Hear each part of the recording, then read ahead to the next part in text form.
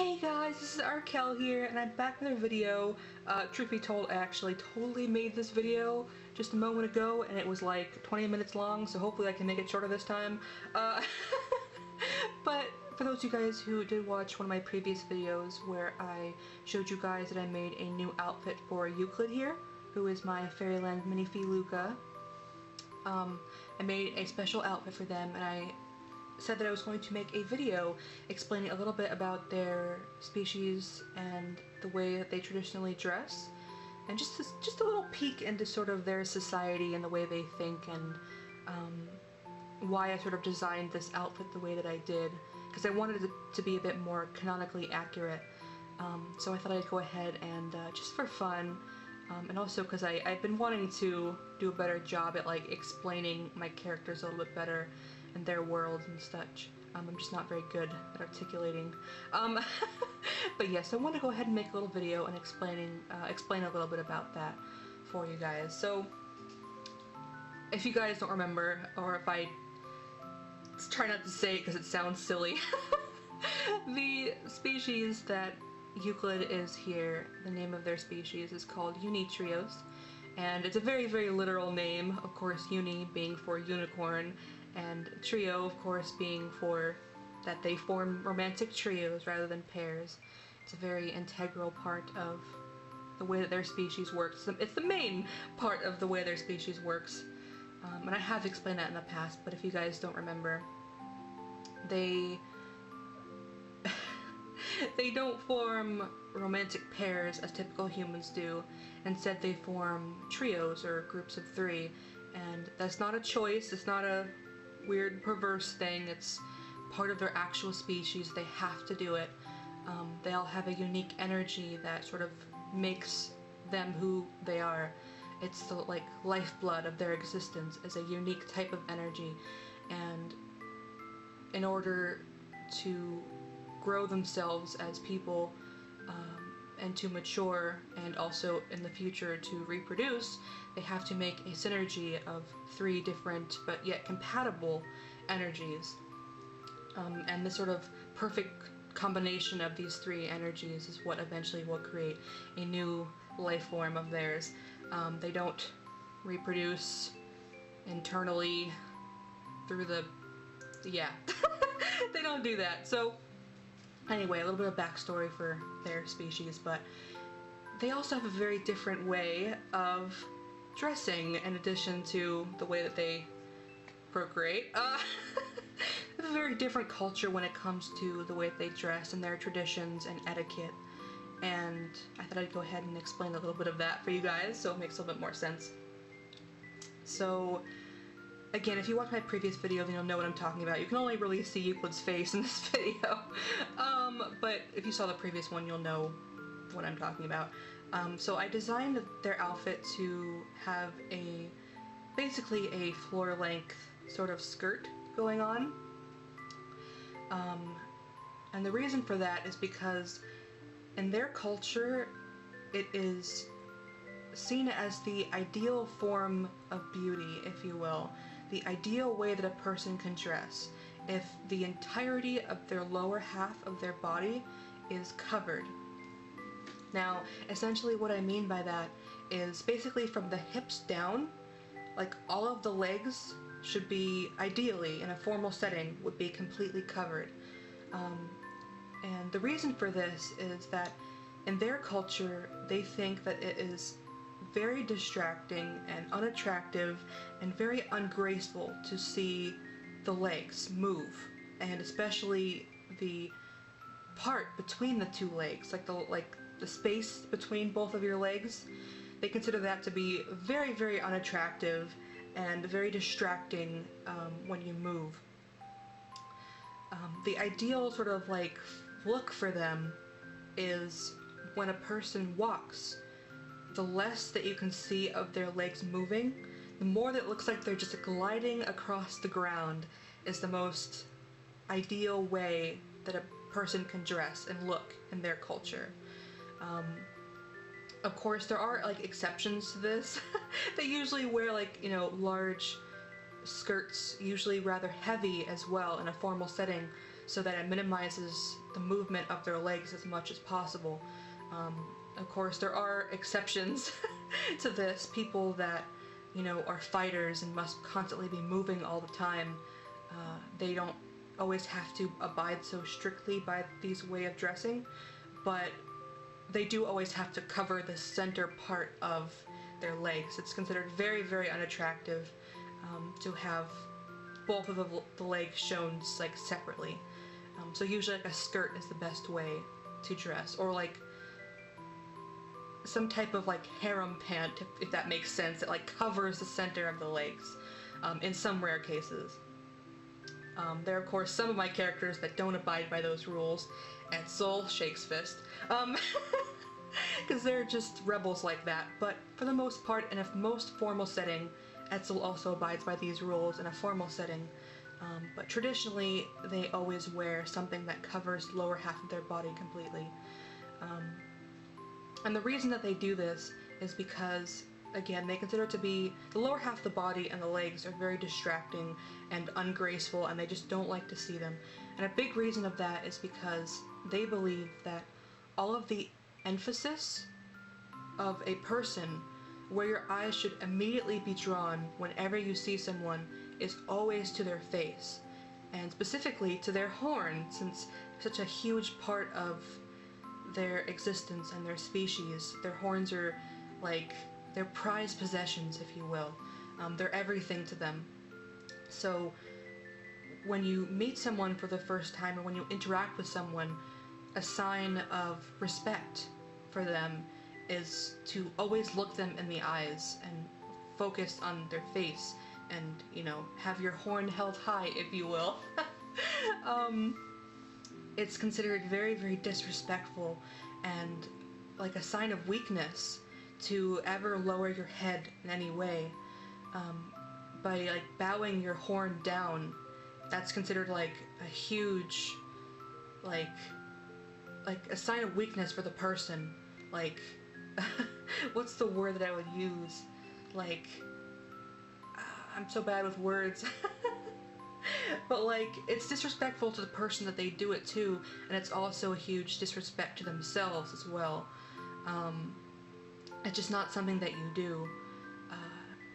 They can, the proper way to like introduce yourself would be an equal exchange of lowering the two people at once.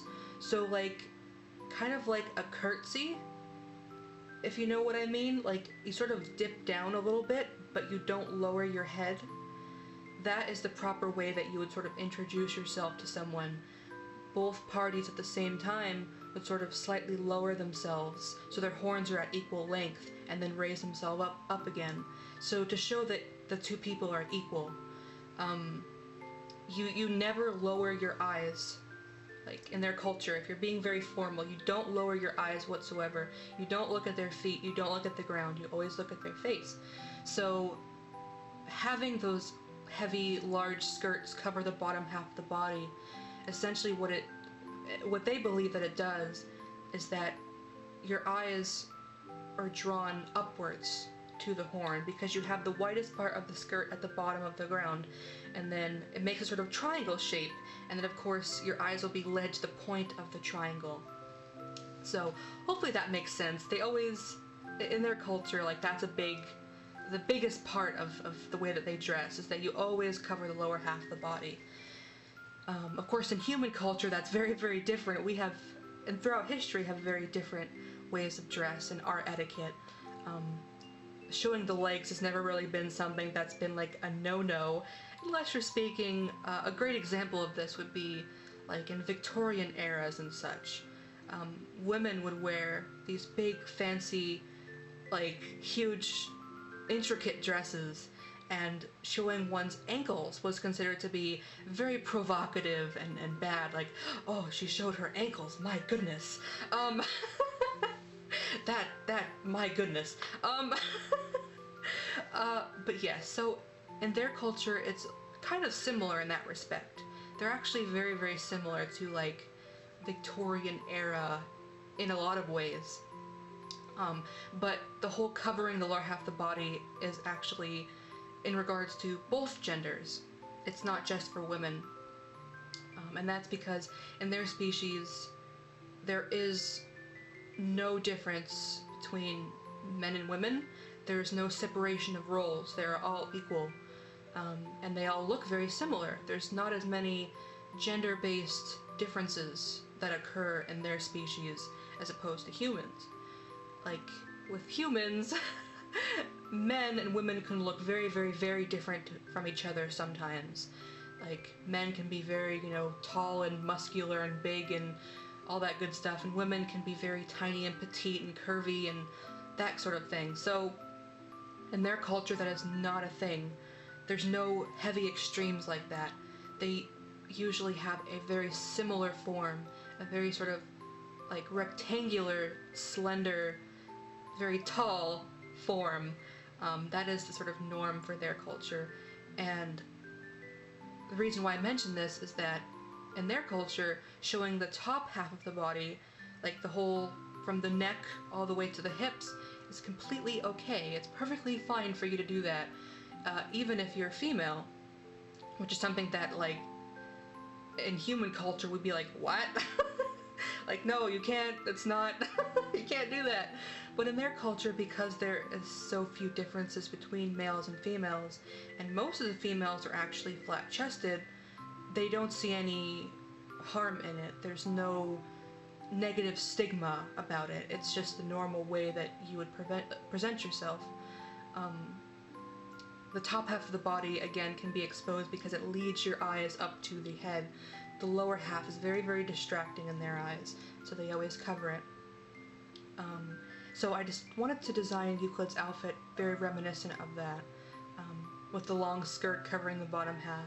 And also they do sometimes cover the arms as well, so again it will draw your eyes to the center of their body, being the torso, and then of course up to their head. I did actually make, I mentioned in my other video, I made a little bit of an adjustment in the chestal region for the outfit that I made Euclid.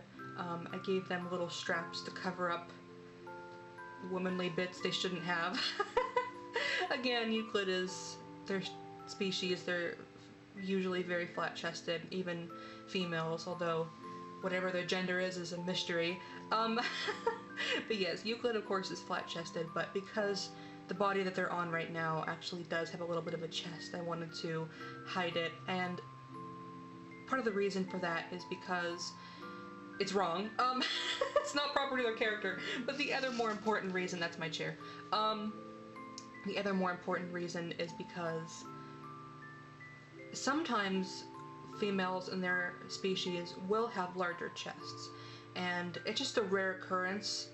It's not the norm, but sometimes it does happen where they have more, like, quote-unquote womanly chests and more wider hips and whatnot. It's more rare, especially in the chest region. It's very rare for women to have, like, large chests there. And the ones that do, again, because it's seen as distracting, like, having large chesticle regions is considered very distracting to their overall form and shape of their body. So usually females that do have larger chests, they try to hide them, or like wear certain clothes that would, like a v-neck, if that makes sense. Like, they would try to bring the eyes away from the chest region and up to the face, or they would wear things that would minimize them or flatten them completely. Again, sort of give them that like very flat, graceful look to them. I don't know how quite to explain it, but have a very flat torso that of course would lead up to the point of the horn. That's the only thing that should be protruding, if you will. So yes, I wanted to sort of include little covery thingies for Euclid, so it wouldn't bother me as much that they have that, and they shouldn't, but also because it is rather proper to the way that they canonically dress. I'm mostly explaining about, like, formal settings. There are always exceptions where they don't necessarily have to abide by these sort of rules, but that's sort of like in the formal, like, most traditional sense. A funny thing is that they always wear like in a formal setting, they would always wear really heavy, bulky sort of skirts that would cover the lower half. But of course, that would make it sort of difficult to move around and to run if they ever had to. So, despite them wearing a lot of things in the lower half of their body, if ever need be, they're always very, very easy to take off. Like, they usually have like little like hooks and snaps that can be easily removed if need be, because they are actually very, very fragile creatures. So if need be, they have to be sure that they can move quickly, and that is perfectly okay. If you're ever in a dire situation, it's perfectly fine to not abide by the rules of dress, but in a formal setting with no danger, that is definitely the way to go. What else? I feel like I'm leaving something out. Oh, I guess I should probably mention, I did mention it in my previous video as well, but I included a little gemstone. You can't see it in this video, but I included a little gemstone on the little waist belt part for Euclid's outfit, and I think I explained a little bit about it in that video, but my unicorn characters are very lavish and extravagant, and they love style and beauty and elegance and grace, and they're very like hedonistic in their culture. They are not people that work a lot. They don't do a lot of like, they don't really do a lot of manual labor, a lot of them anyway. They very much love to just enjoy living, spending time with their trios, interacting with others, staring at the sky. They live for a very long time, and they have a very different way of thinking and a different culture than humans, so they I don't know what the word is, but they are just very like easygoing in many cases. Most of them are like that, and they really appreciate like style and elegance, and they dress lavishly, like I said, very similar to like in the Victorian era, where they would put a lot of like, what's the word, like I don't know. Words are hard, but they really valued like those big fancy huge dresses and like fancy clothing and jewelry and all that kind of stuff. Like, that was a big thing for them, and the reason for that is because it was a sign of like wealth, and wealthy people did not have to work. Like, they weren't going out to work in the field, so they could wear the most ridiculous things that they wanted to look beautiful, because they weren't concerned with anything else, really. That was their only concern, was like looking nice and doing whatever they wanted to and impressing people. That was their way of life, and my unicorn characters are very similar in that respect.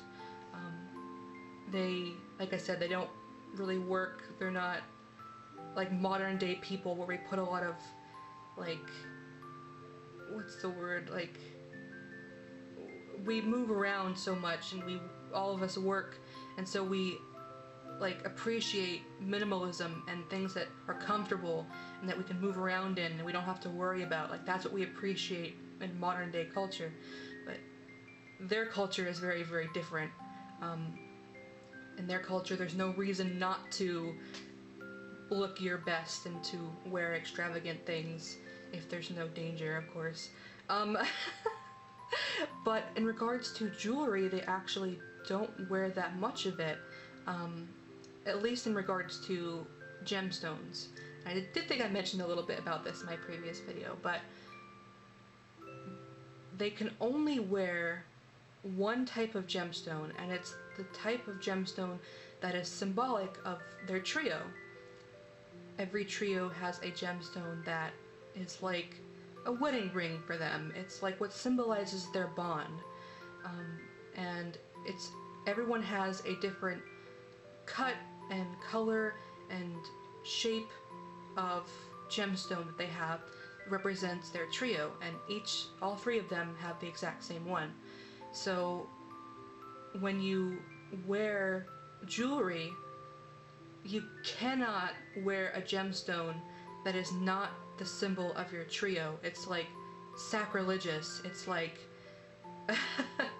it's a terrible, awful thing to do. You never, ever, ever do it. It's like spitting on the face of your trio and everything that is supposed to mean a lot to you, the basis of your life that keeps you alive, you never ever ever do it. But they can of course wear the gemstone that symbolizes their trio in numerous places on their body as jewelry, as necklaces or on belts or like on cuffs or brooches. The more of that particular gemstone that symbolizes their trio they have, the more it says that they appreciate their trio and their bond, and the stronger their bond is. So that is perfectly fine. That's when they wear jewelry. It's always the same type of gemstone that symbolizes their trio. But anything else, any other kind of gem is completely off limits. You never ever ever do that. Again, it's a huge disgrace to your trio for you to do that. So yes, Euclid of course also really likes to wear fur, so that's why they have those little fur pieces too, in this little outfit. I should really make them a little cape, since Euclid canonically also has a little cape, and also a long one too, but that's sort of their things, little furs and cape and stuff like that. So anyway, yeah, so hopefully this video is still just as long as the other one, but I think I explained it a little bit better this time. But hopefully if you guys just wanted something to listen to and just was kind of interested in hearing a little bit more about my characters and stuff like that, then hopefully you enjoyed. Sorry that it's kind of long, but I can ramble on about my characters all day long. But hopefully you guys enjoyed this, and as always, thank you guys so very much for watching. If I forgot anything or left anything out, I will definitely try to either write it in the description or make another video on it in the future. So yes, anyway, Yuka looking fabulous as always. So anyway, thank you guys so very much for watching.